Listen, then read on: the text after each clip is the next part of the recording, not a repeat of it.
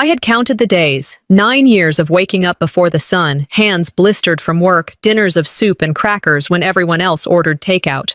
9 years of saying no to vacations, to new shoes, to Friday nights out. And finally, the bank's letter had arrived, plain and official. My mortgage was gone. The house was mine. In a country where owning a home feels like climbing Mount Everest, I had done it alone. That evening, I walked through my modest two-bedroom in Portland, running my hand along the doorframe, as though to remind myself it was really mine. I thought about how, in America, especially for women in their 30s without a husband or children, owning a home is often treated as a miracle or an indulgence. For me, it was neither. It was proof of survival. I wanted my family to share this pride with me. Maybe it was foolish, but I hoped their eyes would shine with the same joy that filled my chest. I remembered a line by Maya Angelou. I can be changed by what happens to me, but I refuse to be reduced by it. Those words had carried me through nights when the bills piled too high. As I set the table, I told myself, this should have been the happiest night of my life. But even then, a shadow whispered that not everyone would see it that way. I cooked a meal better than anything I'd allowed myself for years. Herb-roasted chicken, roasted vegetables, a salad tossed with fresh olive oil. On the counter, waiting, was the indulgence I'd denied myself for so long. A dark chocolate cake, frosted thick and glossy. I poured a bottle of wine I'd been saving, setting the glasses carefully in place. The house smelled warm, savory, welcoming. Yet when the door finally opened, nearly 40 minutes late, my parents walked in like guests at a diner. My mother looked around without seeing the lit candles or the flowers on the table. "Well, that's nice, honey," she said, already shrugging off her coat. "But let's eat first. We're starving." Roxalana followed, scrolling on her phone, barely lifting her eyes. Dorian, her fiancé, spoke louder than anyone else in the room. He launched into a story about traffic on the freeway, about a co-worker's incompetence, about anything but me. I tried to guide them toward the table, but conversation rushed around me like water around a stone. My mother mentioned rising grocery prices. My father grunted agreement. Roxalana tapped at her screen, smiling faintly at some message. Dorian laughed at his own joke, and everyone laughed with him. I smiled too, though my jaw ached. Their words blurred into a chorus of indifference. I caught phrases like, "Don't make a big deal out of it," and "It's not like you've got kids to worry about." I kept passing the chicken, pouring the wine, nodding, while the air thickened around me. On the surface, it looked like a family dinner. Underneath, it felt like invisibility wearing me down bite by bite. I had rehearsed the sentence in my mind all week. When the plate settled and the moment seemed quiet enough, I drew a breath. "I have some news," I said, my voice steady but proud. They glanced up, forks pausing in midair. "I paid off my mortgage," I continued. "The house is completely mine now. No bank, no debt. It's all mine." For a heartbeat, silence held. I expected clapping, or at least smiles. Instead, my mother blinked and said flatly, "That's nice." My father nodded, still chewing, his eyes fixed on his plate. Roxalana murmured something that sounded like, "Good for you," her tone drifting like a cloud. Dorian didn't even lift his head. He speared another carrot, shrugged, and kept eating. The silence pressed on me harder than any argument could have. If I had announced I'd won the lottery, would they have looked this bored too? I glanced at the cake waiting patiently on the counter, the one indulgence I had allowed myself. Its candles remained unlit. My chest tightened with disappointment so sharp it almost made me laugh. I swallowed, smiled politely, and let the moment pass. But inside I knew indifference was rarely harmless. It was often the first sign of something darker. Earlier that day, I had imagined it differently. I saw us clinking glasses, laughing, the wine spilling a little as we toasted. I pictured my parents telling neighbors proudly, "Our daughter owns her home outright." I imagined Roxalana hugging me, maybe even Dorian giving me a nod of respect. Instead, the reality was quieter and lonelier. No one touched the cake. The wine was poured but left half full, ignored in favor of water. Conversation never circled back to me. It floated to rent increases, to someone's promotion, to vacation plans I hadn't been invited to join. Finally, I rose, cut the cake myself, and carried slices around. My mother accepted hers without comment. My father didn't look up. Roxalana set hers aside untouched, and Dorian waved his hand as though it were irrelevant. I sat back down with a slice of my own, sweet chocolate heavy in my mouth, bitter against my throat. Surrounded by the people who should have been proudest of me, I celebrated alone. An old saying drifted through my mind. You can't choose your family, but you can choose who gets a seat at your table. I looked around at the faces bent away from me, at the cake no one tasted, and wondered whether I had invited the wrong people to mine. The candles burned low, the plates cooled, laughter rose around stories that didn't include me. I stared at the untouched cake, my fork idle. The air felt heavier than it had in years. Maybe this wasn't just indifference. Maybe it was the beginning of something far uglier. And then Dorian smirked across the table and called me something I would never forget. The word hit the table like a glass shattering. Dorian leaned back in his chair, that smug grin curling at the corners of his mouth, and said it loud enough for everyone to hear. "Little Tenant." The room froze. My fork hovered halfway to my lips. My parents stopped chewing. Even Roxalana blinked in surprise. For a moment, the only sound was the clock ticking above the mantel. The laughter from his earlier story died instantly. I sat there, staring at him, my chest tightening as if he'd yanked the air from the room. Little Tenant. That's what he thought of me, after all I had done. Not homeowner, not provider, just a squatter in my own house. I could feel the humiliation flood my cheeks, but I forced my voice to stay calm inside my head. Americans love to repeat, "Sticks and stones may break my bones, but words will never hurt me." Yet when those words come from the people closest to you, they cut deeper than anything else. In that second, I didn't feel reduced to a tenant by a stranger's insult. I felt erased from my own life by the silence around the table. Dorian wasn't finished. He leaned forward, stabbing at his plate with his fork as though nothing unusual had happened. "Well, she's just the little tenant until real family takes over. You know, when Roxalana and I get married, it'll be different." My sister let out a nervous laugh, fiddling with her napkin. "Don't say it like that," she muttered, but she didn't correct him. My mother kept her gaze lowered, eyes fixed on her plate as though the roasted chicken deserved all her attention. My father cleared his throat but said nothing. No one stood up for me. I swallowed, forcing my hands to stay steady. Anger bubbled hot in my stomach, but I bit it back. There are moments when silence is not weakness, it's strategy. I wanted to see just how far they would go.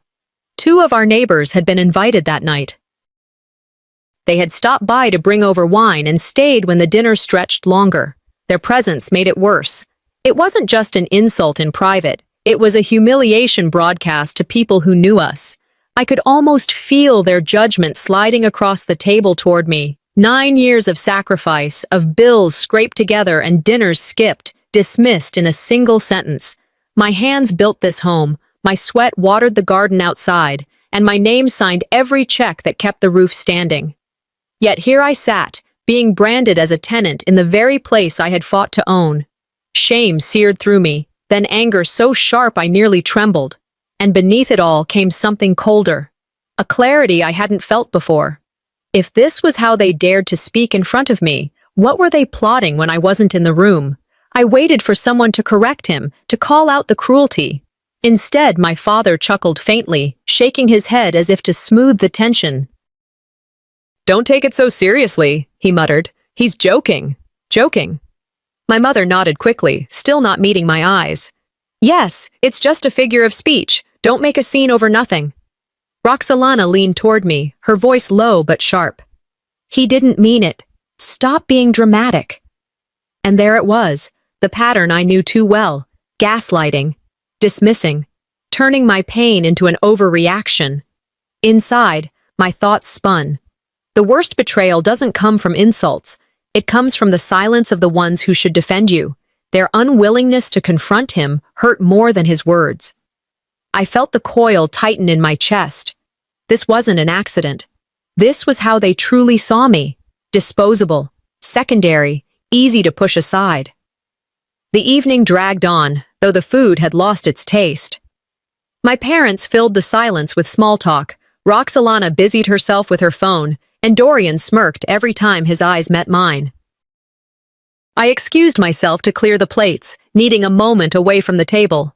As I carried dishes into the kitchen, I caught sight of something that stopped me cold. Dorian leaned casually against the counter, spinning a key on his finger, the metal clinking against his wedding band with each turn. I set the plates down slowly. "Where did you get that?" I asked, my voice steady but low. He didn't flinch. "Your mom gave it to me," he said, smirk widening. "She said it'd be easier this way." I blinked, certain I'd misheard. "Easier for what?" "For us," he replied, shrugging as if it were the most natural thing. "We'll be moving in eventually. No point in pretending otherwise." The world seemed to tilt. My mother, my own mother, had handed him a key, access to everything I had fought to build, every corner of the home I bled to keep. She hadn't asked me, she hadn't even told me. She had given away my trust like a spare napkin at the table. The metallic clink of the key echoed louder than any insult. My heart pounded in my chest, and I felt the floor under me shift from security to violation. Keys aren't just metal, they are trust, boundaries, ownership, and mine had been stripped without my consent. I gripped the edge of the counter, steadying myself as he tossed the key in the air and caught it again. He didn't see the betrayal in my mother's act. He reveled in it. Inside, my thoughts roared. This isn't carelessness, it's a declaration. They don't see me as the owner. They see me as someone to be pushed aside. I turned to the sink, staring at the faucet as the noise of the dining room drifted back in. Their laughter, their chatter, the clink of glasses, it all sounded distant now, as though I had already stepped outside of it. This was no longer about an insult at dinner. It was war declared on my independence. Maybe they thought they could reduce me to a tenant. But soon, they would learn who really held the deed. The words "little tenant" stayed with me like a song you can't shake off, repeating louder in the silence that followed. I carried them around the next morning, the next afternoon, and into the days that followed. They echoed in the way my sister avoided eye contact, in how my mother's voice softened with Dorian while sharpening at me, and even in the way my father sat back as though my presence at the table was less than hers. It wasn't just an insult tossed over dinner. It became a lens through which every shift in their behavior looked sharper. I remembered something Maya Angelou once said. When someone shows you who they are, believe them the first time. I tried to convince myself Dorian had been joking, but I couldn't ignore the truth I'd glimpsed behind his grin. Words spoken once in arrogance have a way of returning in action. I started to notice the subtle betrayals stacking up. Conversations paused when I entered the room, quiet exchanges between Roxalana and my mother that ended with sudden smiles, and the way Dorian carried himself in my home as though testing its fit. That sense of unease followed me to my parents' house one evening, where it found proof waiting behind a half-closed door. I was walking down the hallway toward the kitchen when I heard voices slipping from the study. My mother's tone, low and decisive, carried through the crack of the door. "It's better this way. Sofrona doesn't need the house. She's single." My breath caught. Roxalana's voice followed, light but edged with certainty. "Exactly. We can start our family there. She'll manage somehow. She always does." Then Dorian's smooth baritone chimed in, casual as though they were dividing chores. "By summer it'll be ours. She'll get over it." The words sliced colder than the March air drifting in through the window. I froze, my hand hovering over the wall for balance. Inside my head, everything unraveled. They weren't just careless with their words at dinner, they were making decisions about my life without me. They had turned my home into a pawn, a resource to be shifted to whoever needed it more. I leaned closer, every syllable weighing like iron. My mother again. "She'll understand if you explain it right. After all, family has to share." Roxalana laughed softly. "She doesn't have a husband or kids. It only makes sense." I felt the chill run down my spine.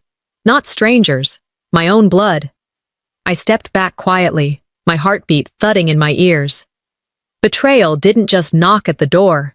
It was already inside, sitting comfortably in the family study. The despair was sharp, but clarity cut deeper. I finally understood. This wasn't about a thoughtless insult. It was a plan. I didn't storm in. I didn't slam the door open or confront them right then. I walked past, out the back door, into the cold air, and let the voices fade behind me. Confrontation at that moment would have been wasted. They would deny it, smooth it over, laugh at my misunderstanding. I'd seen that pattern too many times.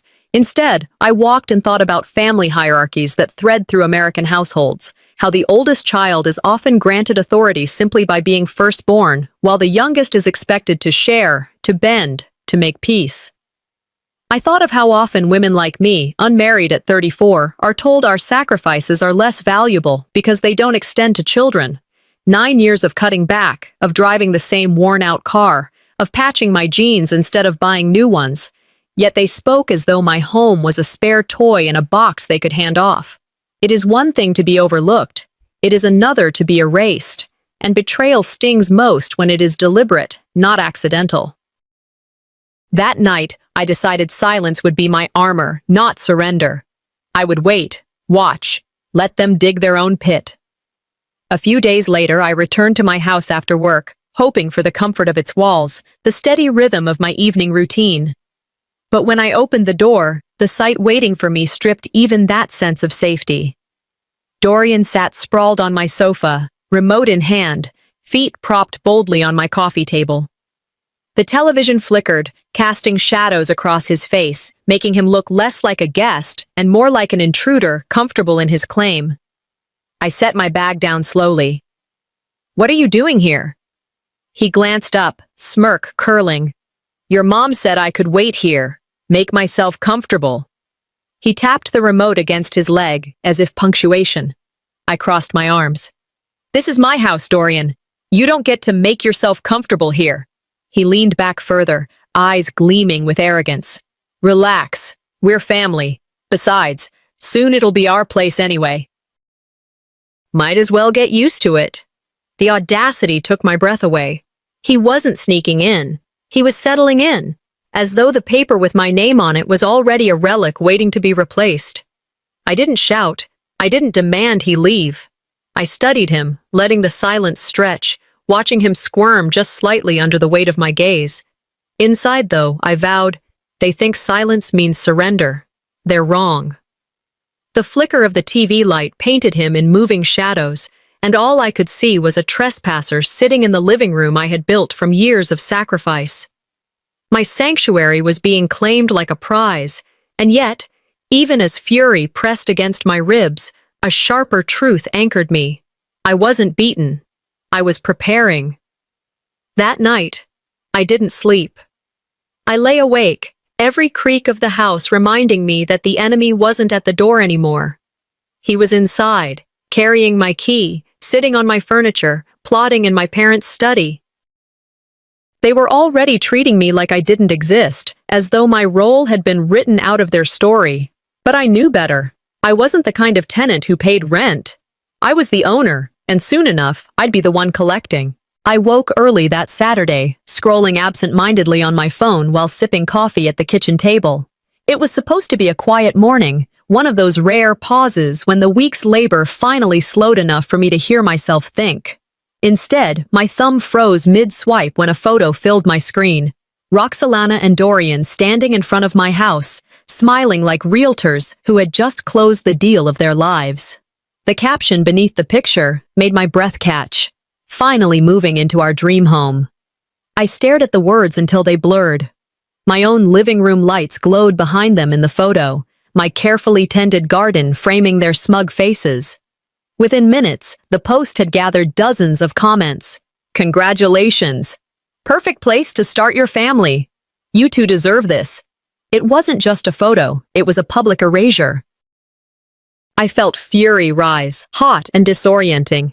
But beneath it lay something sharper, shock at how quickly they had gone public with their theft. In America, once something is posted online, it becomes reality in the eyes of others. There's a saying I'd heard too many times: perception is stronger than truth when everyone believes the lie. That morning, scrolling through the lies written under their picture, I saw my truth shrinking into the background. I clicked the comments, each one pressing harder on my chest. Friends of Roxalana wrote, "Can't wait to visit." Looks beautiful, such a blessing. Some tagged others, spreading the lie wider. Not one word mentioned me, not even a nod that I existed. The post wasn't just an insult, it was theft of my story. For 9 years I had saved, sweated, sacrificed, and now the narrative belonged to them. It was my walls, my roof, my garden, but their dream home. I hovered over the keyboard, the temptation to reply clawing at me. I imagined typing, "This is my house, paid in full, and you are trespassers." But I stopped. Public fights rarely serve the one telling the truth. People believe the loudest voice, not the most accurate one. I chose silence, for now, though my hand trembled as I set the phone down. Their betrayal had gone viral, but I wasn't going to let them know how deeply it cut. Not yet. The next day we sat at my parents' dinner table. My mother ladled soup as if nothing had shifted, though the air was brittle. I had promised myself I'd stay calm, but the sight of Roxalana scrolling through her phone, smiling at the very post that mocked me, broke my restraint. "Why did you say it's your house?" I asked, voice steady though my jaw ached. She glanced up, her face unreadable. "People understand what we meant. Don't be petty." "Petty?" I leaned forward. "You posed in front of my house and announced to the world that it's yours." My father cleared his throat. "She's just sharing her joy." "Don't ruin it." I turned to him. "Joy built on a lie isn't joy. It's theft dressed up for pictures." My mother frowned, waving her hand as though brushing away dust. "You always take things too seriously. Family should support family. Don't pick fights." In that moment, the truth crystallized. This wasn't misunderstanding. This wasn't sloppy phrasing. It was deliberate. And worse, my parents were helping them cover it. I sat back, forcing my voice to remain calm. Sometimes silence isn't weakness, it's storing power, waiting for the right moment to unleash it. That weekend, I pulled into my driveway later than usual, grocery bags heavy in the back seat. I noticed an extra car parked outside, a shiny SUV I didn't recognize. The sound of laughter floated out from my house. Panic tightened my stomach. I pushed open the door, and what I saw made my hands clench around the paper bags. Dorian stood in the center of my living room, grinning as he waved his arm toward the hallway. "Ma, this will be our master bedroom," he announced to two of his friends, who chuckled and nodded as though on a tour. He turned, pointing to the back.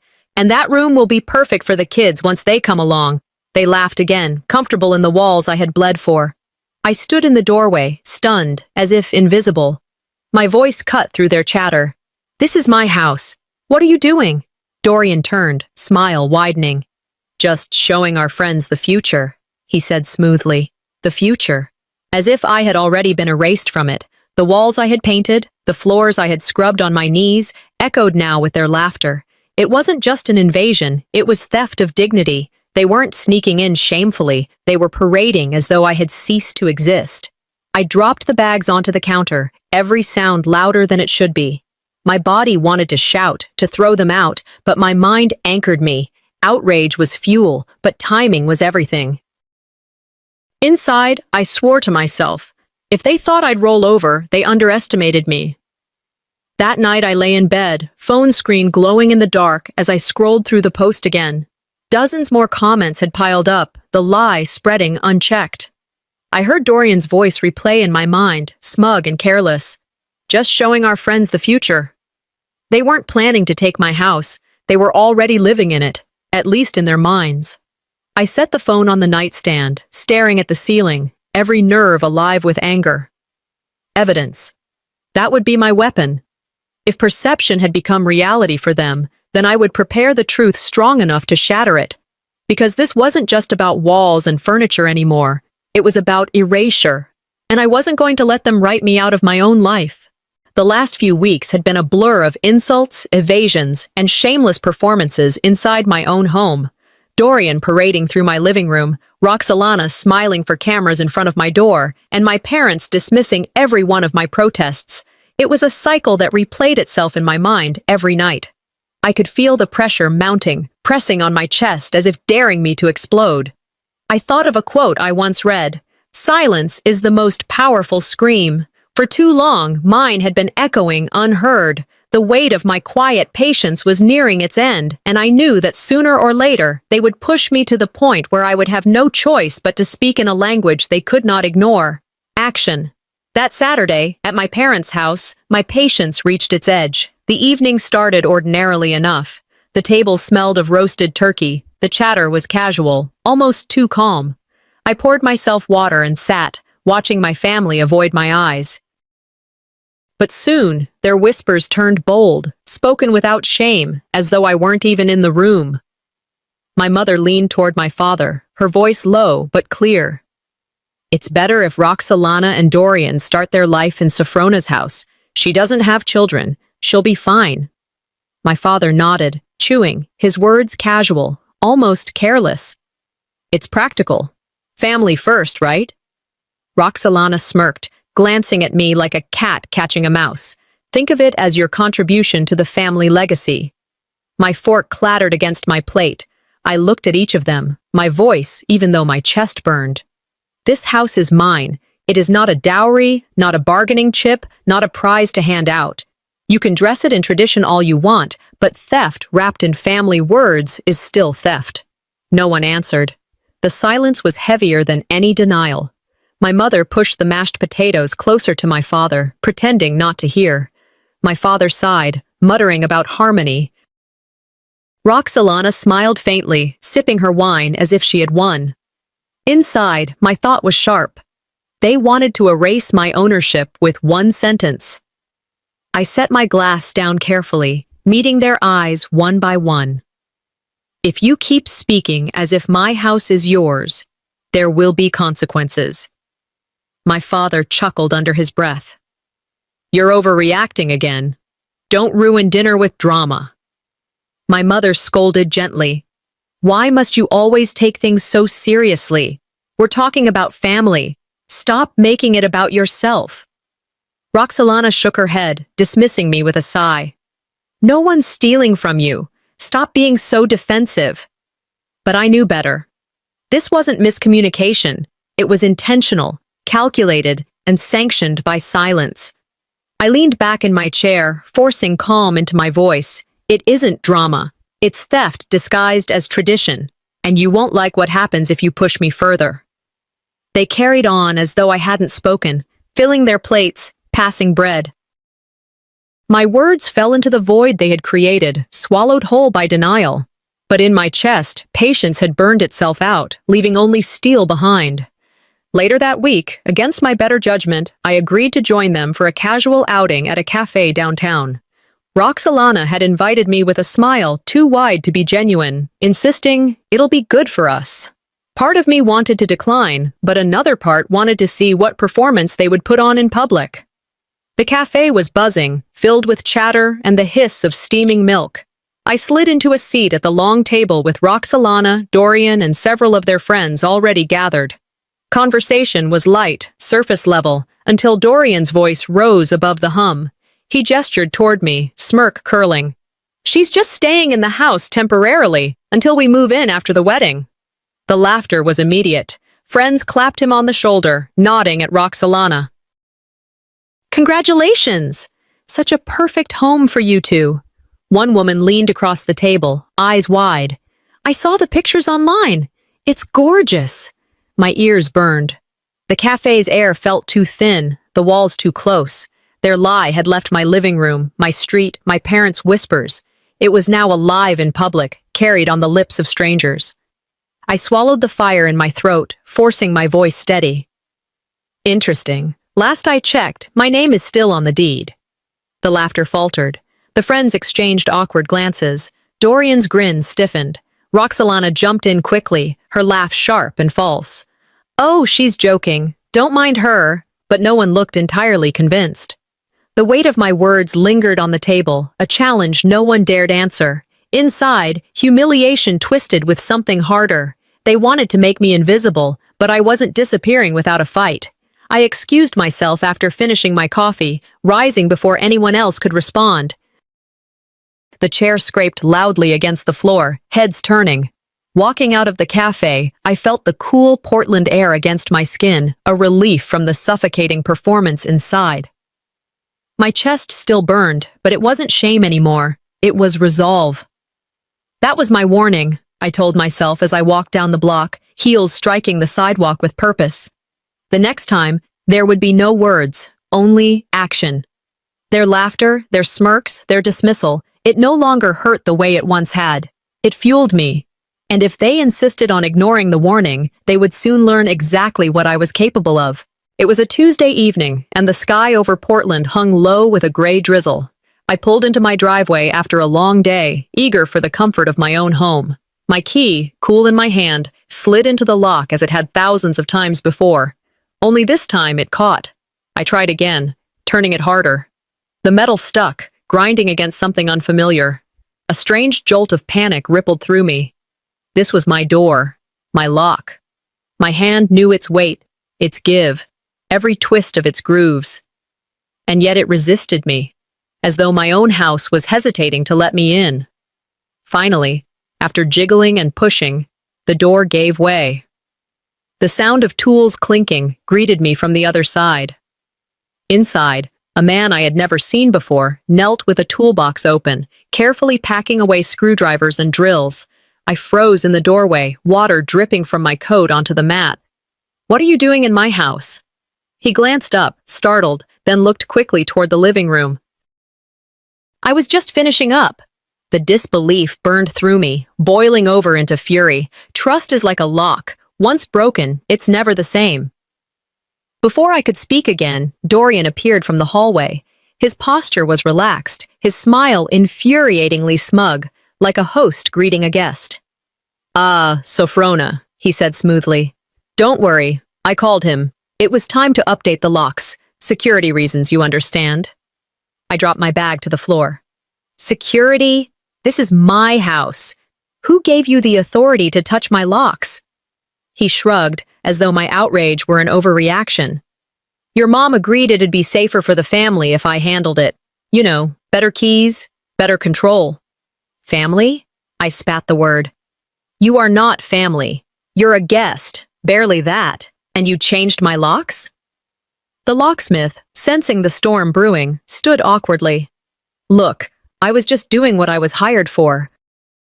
"I don't want any trouble here." He snapped his toolbox shut and hurried for the door, avoiding my eyes. As the door clicked behind him, the silence thickened. I took a step closer, pointing to the new deadbolt gleaming in the frame. "This isn't just metal you tampered with, it's control. You think if you can change the lock, you can change who this house belongs to." Dorian leaned against the wall, arms folded, his smirk never faltering. "You're making this more dramatic than it needs to be. Think of it as preparation. When Roxalana and I settle in, everything will already be set." My fists tightened at my sides. Every word he spoke felt like a nail hammered into the coffin of their pretense. They weren't just invading my space. They were declaring ownership without ever earning it. I didn't scream. I didn't throw him out. I stood there, the fury settling cold and deliberate in my chest, and filed this moment away. Evidence, proof of their trespass. Another stone for the wall I would build against them. That night, I stormed into my parents' home, the anger still raw on my face. They were seated in the living room, television flickering, the calmness of their evening mocking the storm inside me. "You let him change my locks," I said without preamble. My mother's head tilted, her expression one of patient annoyance. "He was only thinking of your safety. Don't twist it into something ugly." I laughed, sharp and humorless. "Safety? Giving control of my front door to someone who doesn't own a brick of that house? That's not safety. That's criminal trespassing." My father sighed, rubbing his temple. "Don't exaggerate. He's practically family. You need to stop making everything so confrontational." My jaw clenched so tightly it ached. Their words didn't just dismiss me. They confirmed my deepest fear. They were all standing behind him, not me. And with their silence, they were rewriting the rules of my life as if I had no voice at all. 2 days later, Roxalana came by unannounced. I found her in my kitchen, handbag tossed casually on the counter, scrolling through her phone as if she had always belonged there. I stared at her. "What are you doing here?" She looked up, unfazed. "Don't be dramatic. You'll always have a guest room here." The words hit harder than Dorian's little tenant, guest room, guest, in my own home. I stepped closer, my voice low but sharp. Guest? This is my house. My name is on every paper, every payment. You don't get to reduce me to a visitor.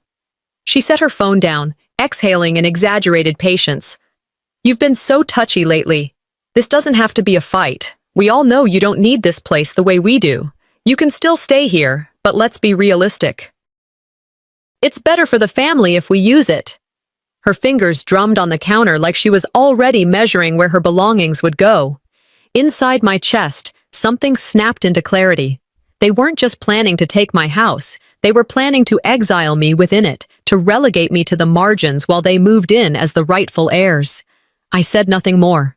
The silence was deliberate now, each second drawing tighter like a bowstring ready to snap. I picked up her handbag, placed it back in her arms, and opened the door. Her eyes narrowed, but she walked out without another word, her heels clicking like punctuation against the pavement. I stood in my living room long after she left, staring at the new locks gleaming under the porch light. For weeks I had tried to reason, to warn, to hold back. But reason had been twisted into weakness. I realized then that silence would no longer shield me. It was time to prepare, not just to protect my house, but to prove beyond doubt that I was the owner, not the tenant they wanted me to become.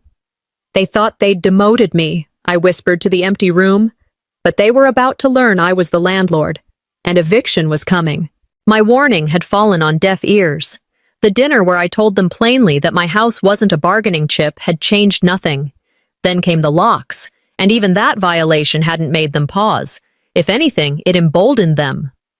The silence I held on to, the hope that they would recognize my boundaries if I stayed calm, proved useless. What grew in its place was a darker certainty. They were planning something bigger. I thought about a saying I'd read once. When people show you their greed, believe them the first time. And Dorian had shown me who he was the first time he smirked and called me a tenant.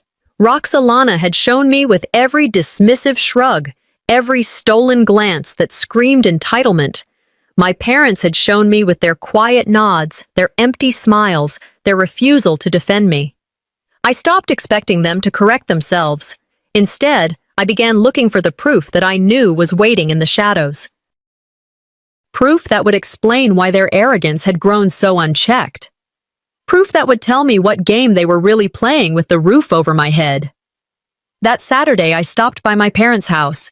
The air smelled faintly of coffee and laundry detergent, deceptively ordinary, but as I passed the hallway toward the back study, I heard voices threading through the crack of a door left slightly ajar. I froze, listening. Roxalana's voice was clear, tinged with excitement. Once the wedding's done, we'll list the house. The profit will give us a clean start. My heart jolted. Dorian's tone followed, smooth and confident. Exactly. She won't resist forever. She'll crack. People like her always do. I pressed myself against the wall, palms flat against the paint, every muscle tight. My mother's quieter voice chimed in, almost reassuring. We can talk her into moving to an apartment, something smaller, more practical. It's for the best. She'll understand once it's explained properly. My fingers curled into fists. They weren't just plotting to live inside my house. They were planning to sell it. Sell my life out from under me, as though my 9 years of labor and sacrifice could be erased with a realtor's pen. Roxalana's laugh rang out, light but sharp. She'll manage. She always does. And Dorian sealed it with the arrogance of a conqueror. By summer, it'll be ours. I backed away slowly, my breath caught in my throat. The betrayal wasn't careless now. It was deliberate, orchestrated, and worse, approved by the very people who should have stood behind me. It wasn't just invasion. They were plotting erasure. I didn't storm in. I didn't shout through the door. I walked out of the house, down the steps, into the street, every breath heavy with restraint. If I confronted them then, they'd laugh it off. Deny, deflect, accuse me of twisting their words. They'd done it before. They'd do it again. But something had shifted inside me. Quiet rage sharpened into a colder tool. Patience. If I waited, they would expose themselves further. Their greed was too loud to stay hidden, too eager to keep contained. In America, it isn't strangers who tear families apart over money. It's blood. A house becomes a prize, siblings become rivals, and suddenly family first is just a slogan to justify betrayal. I thought of all the hours I had bent over bookkeeping, the nights I'd fallen asleep at my desk to save enough for that down payment. I thought of patching my own roof, planting my own garden, eating dollar menu meals so I could pay extra toward the principal. And now they wanted to flip my sacrifice into their payday. I drove home that evening with the decision pressed firmly in my chest. I would not warn again. I would not beg. I would prepare. A few nights later, my phone buzzed. It was Leora, my closest friend, the one person who still believed me without hesitation. "You need to hear this," she said, her voice sharp. "I was at McCleary's tonight, and guess who was holding court at the bar?" I didn't have to ask. "Dorian," she confirmed. "Loud enough for the whole room. He was bragging about how the house is practically his already. Said you're just holding it until the paperwork catches up." My grip tightened on the phone. Leora continued, disgust dripping from her words. "People laughed, Sophrona. They raised their glasses to him. Mock congratulations, like he'd already won something. He made your home into a punchline over drinks."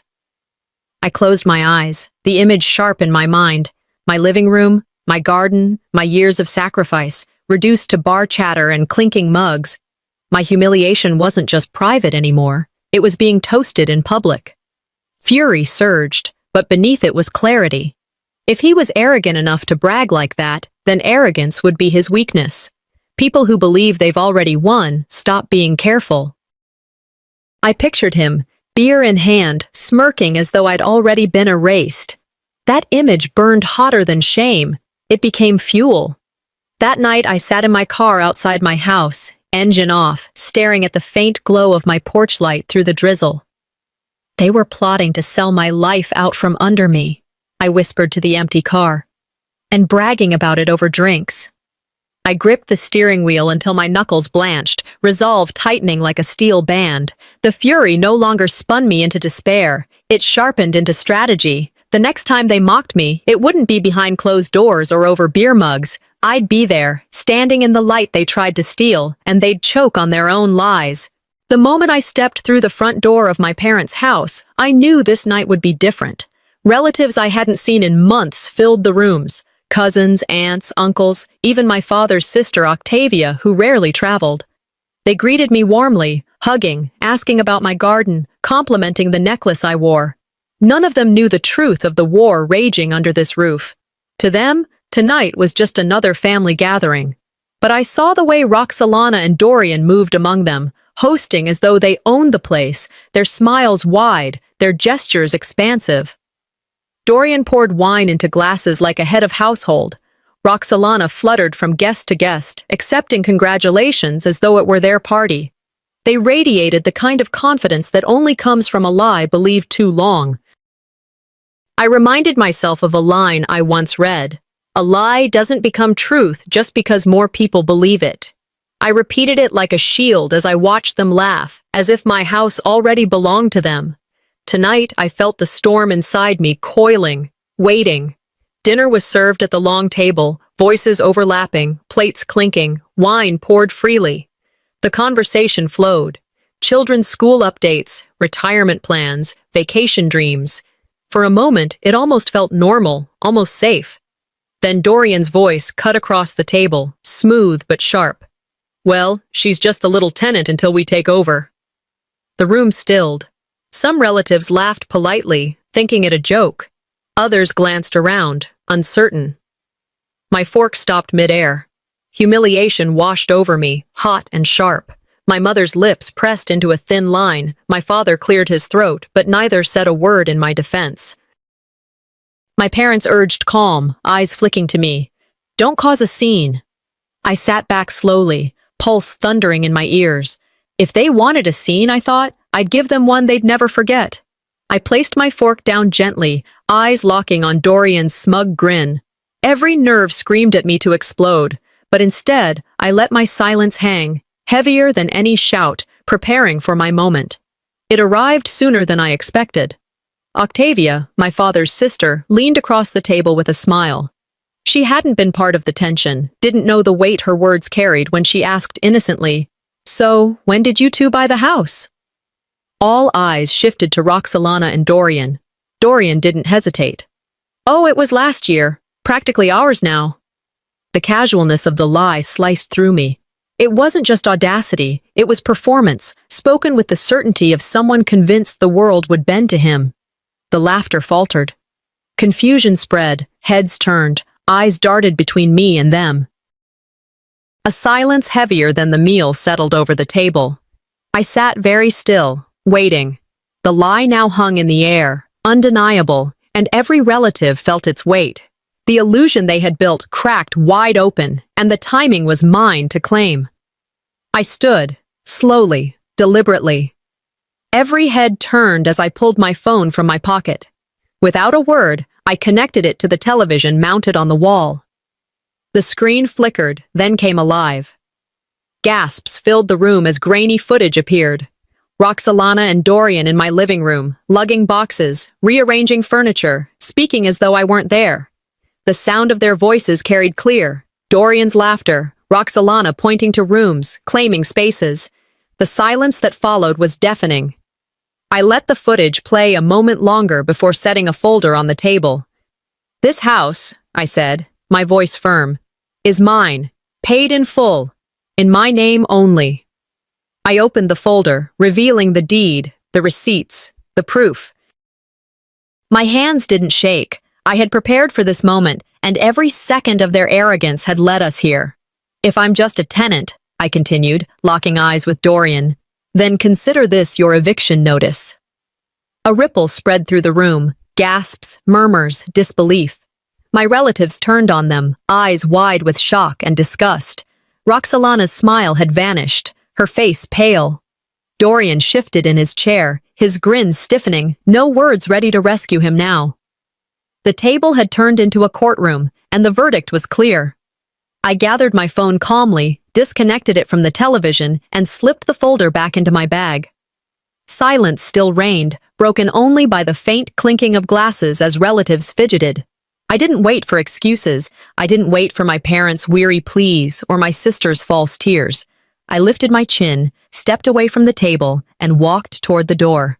Inside, my thoughts were steady. The truth was out now. And once the truth is seen, it can't be unseen. As I reached the porch, the night air cool against my skin, I knew this battle wasn't finished. Their desperation would not vanish with exposure. It would harden, sharpen, and return uglier than ever. But tonight, for the first time in months, I walked away holding the power. The room was still vibrating from the video I had just shown them. My relatives sat stiff, forks frozen mid-air, their faces split between shock, shame, and disbelief. Dorian's smirk had finally vanished, replaced by a flush of red climbing his neck. Roxolana stared down at her plate as though she could hide inside the china. The air carried the weight of a courtroom, each person waiting for the next blow to fall. No one moved. My parents shifted uneasily, my mother wringing her hands in her lap, my father adjusting his glasses. A cousin whispered something to another, and the quiet ripple made my skin prickle. I reminded myself of a line that had kept me steady all these years. When you stand in your truth, even silence is an ally.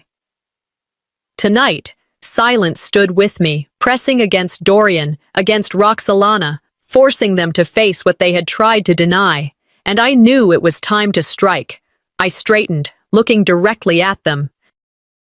My voice was clear, cutting through the silence. "If I'm a tenant, then consider this my eviction notice. For you." Gasps erupted around the table. My Aunt Octavia pressed her palm to her mouth. My cousin shook his head slowly. Dorian sat forward, his chair scraping harshly against the floor. "You don't mean that." "Yes, I do," I answered, steady. Roxolana's face crumpled with shock. "You would do this to your own sister?" I met her stare without flinching. "Family doesn't destroy one of its own for profit." My father finally spoke, his voice breaking the tense stillness. "Please, Sophrona, don't destroy the family over this." I turned to him, pain sharpening my words. I'm not the one destroying it. Look at what's been happening. Look at how easily you chose their comfort over my sacrifices. For the first time all night, I saw heads nodding, relatives murmuring agreement under their breath. The tide was shifting. The truth, once revealed, could not be pushed back into the shadows, but Dorian wasn't done.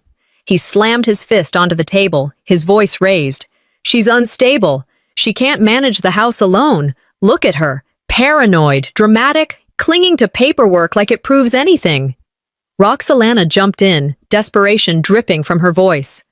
She's selfish, always thinking about herself, never about the family. We're trying to build a future here, and she refuses to help. Gaslighting, the same trick they had always used. But this time, I didn't waver. I reached into my bag, pulled out the thick stack of bank statements I had carried with me. I spread them on the table like a deck of cards. 9 years of payments, every cent mine, every repair, every tax bill, every late-night worry that kept me awake. That's not selfish, that's survival. And this house, it stands because I refused to give up when no one else was there to help. The murmurs grew louder. Relatives leaned forward, scanning the papers. My uncle muttered, "She's right, it's her name on every one of these." My aunt shook her head at Roxalana, disappointment written across her face. I held their eyes, calm as I spoke again. You wanted to convince them I was weak, but all you've done is prove your greed. Roxalana's breathing quickened. She clutched her chest suddenly, staggering back from the table. I can't, she gasped, collapsing to the floor. Chaos erupted. Relatives rushed to her side, voices overlapping. Get water! Call someone! My mother knelt beside her, patting her cheek frantically. But I stood where I was, watching. Her eyes fluttered, her lips pursed dramatically. It wasn't fainting. It was theater, the final act of a desperate liar. Dorian rounded on me, pointing an accusing finger. See what you've done? You're tearing her apart. I stepped closer, my voice cold. Truth only tears lies apart.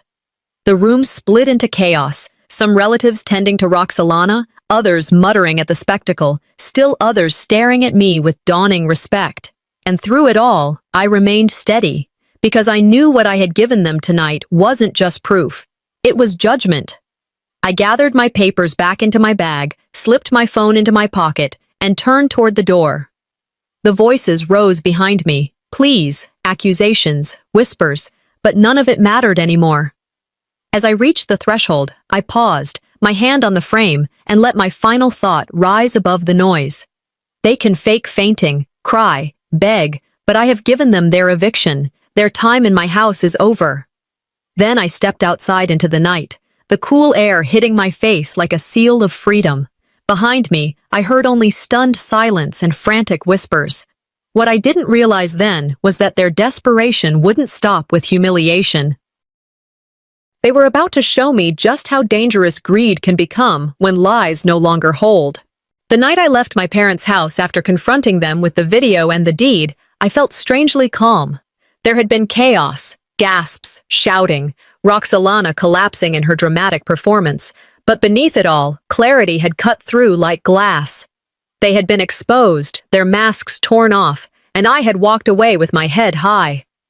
Yet clarity is not peace. As I drove home, the silence in my car felt heavier than the voices I'd left behind. I knew this wasn't the end. Their humiliation would not stop them. People who believe entitlement is their birthright don't vanish when you confront them. They scheme harder. Napoleon Hill once wrote, "Action is the real measure of intention." That line echoed in my mind. Words had failed us long ago.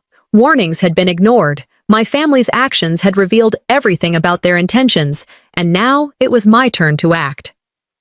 The next morning, with the taste of steel in my resolve, I picked up the phone and called a locksmith of my own.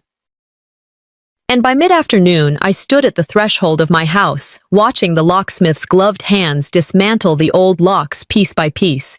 The clink of metal echoed like punctuation. Final, deliberate. He replaced the doorknobs, fitted new deadbolts, even reinforced the sliding glass door with upgraded hardware. I followed him from door to door, the air heavy with the smell of fresh metal and oil. Every turn of that screwdriver, I thought, restores what they tried to steal. He explained the system patiently, handing me the new set of keys, sleek, untouched, solid in my palm. Each one felt like a reclamation of my authority. The shame they'd tried to pin on me washed away in that moment, replaced with empowerment that settled deep in my bones. As he tightened the final screw, he looked at me and nodded. "No one's getting in here without your permission now." I smiled, the first genuine smile I'd felt in weeks. That's exactly how it should be. When he left, the sound of the door closing behind him wasn't ordinary. It was a seal, a declaration. My sanctuary had been restored, not by pleading for respect, but by building walls they could no longer breach. That evening, as twilight painted the sky, I heard the crunch of tires in my driveway. Peering through the blinds, I saw Roxalana's car pull up, Dorian stepping out confidently. They approached the door like conquerors returning to claim their spoils. I stood silently at the window as Dorian shoved his key into the lock. The metallic scrape echoed in the quiet street.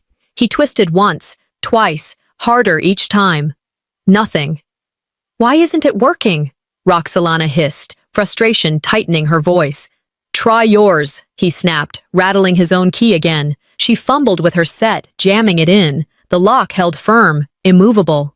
"She's locked us out," Dorian growled, stepping back, his face contorted in disbelief.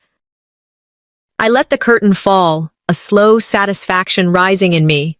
Poetic justice, watching them realize that what they thought was already theirs had slipped through their fingers. They had treated me like an intruder in my own house, and now the roles had reversed. Their panic was almost comical. The sound of their futile attempts was a symphony I hadn't known I needed. Finally, I opened the door, just a crack. Enough for my face to meet theirs, not enough to invite them inside. I stood tall, the porch light casting me in a glow that felt symbolic, like judgment itself. "This house opens only to respect," I said evenly. "Until then, you'll never cross this threshold again." Roxalana's eyes widened, her lips parting. "You can't mean that. We're family." Dorian's temper flared, his voice rising. "You think you can just shut us out, after everything we've planned?" "Yes," I said simply, and pushed the door closed. The sound of the lock sliding into place was louder than their protests. It was finality made audible. Inside, I leaned against the door, heart steady. For the first time in weeks, I felt safe in my own home. Not because they had given me peace, but because I had claimed it for myself. They could yell, they could pound, they could rage in the driveway, but the door was closed, and it would remain closed until respect stood on the other side. That night, I sat on my couch, sipping tea, listening to the quiet hum of my house. Victory tasted like silence, firm and unshaken. Yet beneath it, vigilance remained.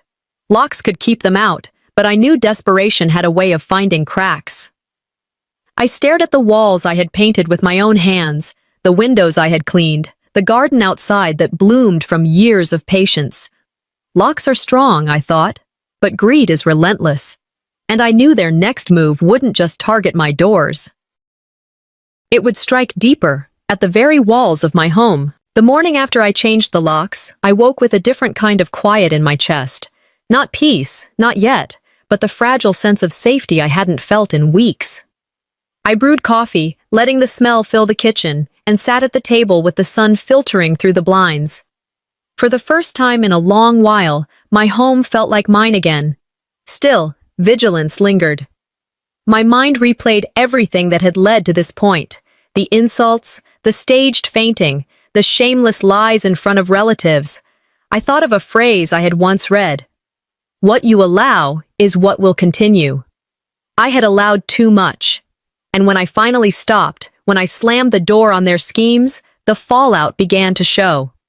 The price of their desperation was coming due, and it wasn't me who would be paying anymore.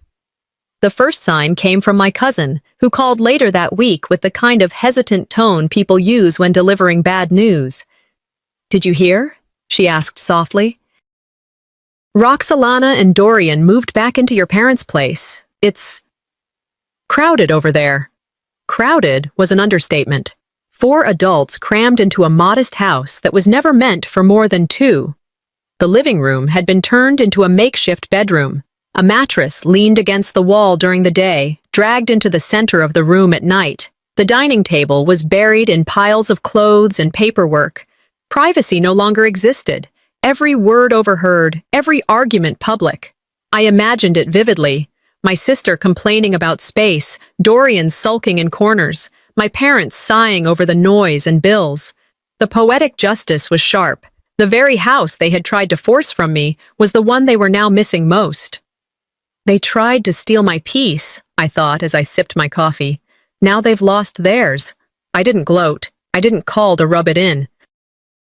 I simply let the image sit with me, a reminder that sometimes justice arrives not in courtrooms, but in cramped hallways and sleepless nights.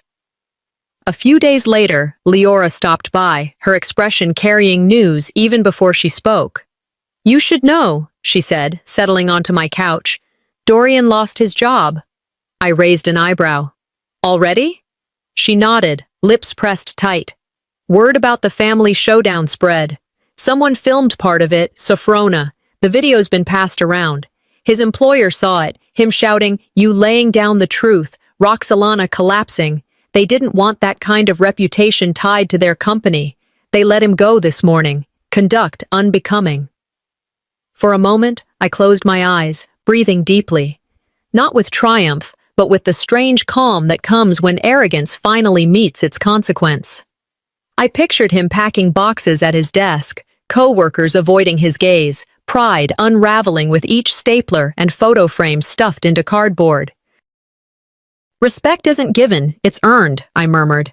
"And arrogance always collects its debt." Leora gave a small smile. "Exactly." The fall had begun, and it was swift. The man who paraded through my home as though it were his kingdom now faced the world stripped of power. And it hadn't taken a single word from me. But it wasn't only him. Roxalana, once surrounded by admirers, began to feel the cold shoulder of a community that thrives on gossip. I heard about it first through whispers. Then I saw it myself.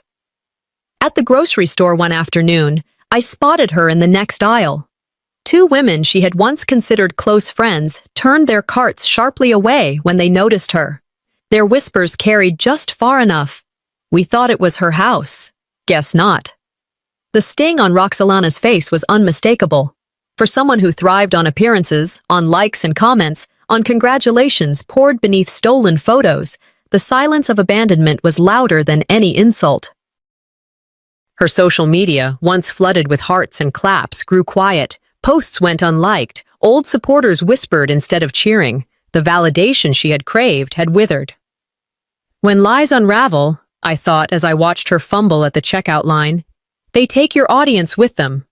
Her isolation was the most brutal punishment of all. Not one I delivered, but one she had earned. That evening, I sat in my home, the house that was truly mine, listening to the steady tick of the clock, the hum of the refrigerator, the ordinary sounds that had once been drowned by fear. I no longer felt the need to fight, not in the way I once had. Their world was collapsing without my hand on it. Sometimes the best revenge is no revenge at all, just letting people choke on the fruit of their own planting. I leaned back, closing my eyes, feeling grim satisfaction mingled with quiet dignity. But as the night settled around me, one last shadow crept into my thoughts. I had underestimated their desperation before, and though they were unraveling, I sensed they weren't done. One last move lingered. The silence that filled my house in the weeks that followed was unlike any silence I had known before. It wasn't the silence of being ignored or diminished, the kind that had pressed against my chest when my family dismissed my sacrifices. This was a clean silence, a silence earned. I would sit at my kitchen table in the mornings, coffee warming my palms, and listen to the hum of the refrigerator, the ticking of the clock, the soft breeze that rattled the window panes. My home breathed again, free from intrusion. But vigilance never left me. Peace is fragile. I remembered a line I had once read. Peace is not the absence of conflict, but the presence of justice. And I knew justice had to be sealed, not merely hoped for. That thought kept me steady, even when part of me longed to let down my guard. One afternoon, I opened my email to find a message with no subject line. My stomach clenched before I even clicked it open. "You'll regret this. The house will never be yours." The words were typed in bold, the tone dripping with venom I recognized instantly. Dorian had never been clever with his threats. His bravado always carried the same cheap rhythm. He thought hiding behind anonymity would disguise him, but even his rage had a signature. For a brief moment, fear flickered in me. My hand trembled against the mouse, but the fear did not linger. It hardened into resolve. I had lived long enough to know their true weapon wasn't power. It was intimidation, and fear only worked if you let it take root. "Fear is their weapon," I whispered to myself. "Law will be mine." I had already prepared. Weeks before, when the first boundary had been crossed, I filed a no trespassing order with the local police. That paperwork had been my insurance policy, waiting for the day desperation pushed them too far. The very next evening, desperation arrived. Dorian's car pulled up to my driveway, headlights slicing across the lawn. He stormed toward the porch, his shoulders hunched, fists balled at his sides. I watched from inside, heart steady, as he reached the door. But before his hand touched the handle, flashing red and blue lights washed across the neighborhood. Police cruisers rolled up behind him, sirens silenced, but presence undeniable. Neighbors peeked through curtains, doors cracked open as the scene unfolded. An officer stepped out, voice firm. "Sir, you've been served a no trespassing order. You're not allowed on this property. Step back." Dorian froze, his anger colliding with the authority standing in front of him. He tried to bluster. "This is my fiancé's house. I have a right." But the officer cut him off. "You have no rights here, not by law, not by ownership. If you return, you'll be arrested. Consider this your final warning." I opened the door just enough to meet the officer's eyes. "Thank you," I said quietly. He nodded. "You did the right thing, ma'am."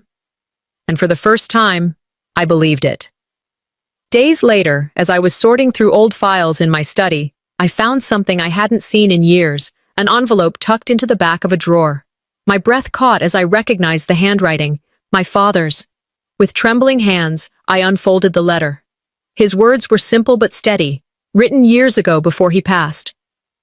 "Sofrona, I know you've carried more than your share. I see how hard you work, how much you give up to keep moving forward. One day, this house will be yours, and you'll know the peace you've earned. Build your life here. This house will always be yours." The tears came before I could stop them. Not of grief, but of release. My father had seen me, truly seen me, even when others chose not to. His words reached across years, a bridge of validation stronger than any lie my family could spread. I pressed the letter to my chest, whispering, "I kept it, Dad." I kept it.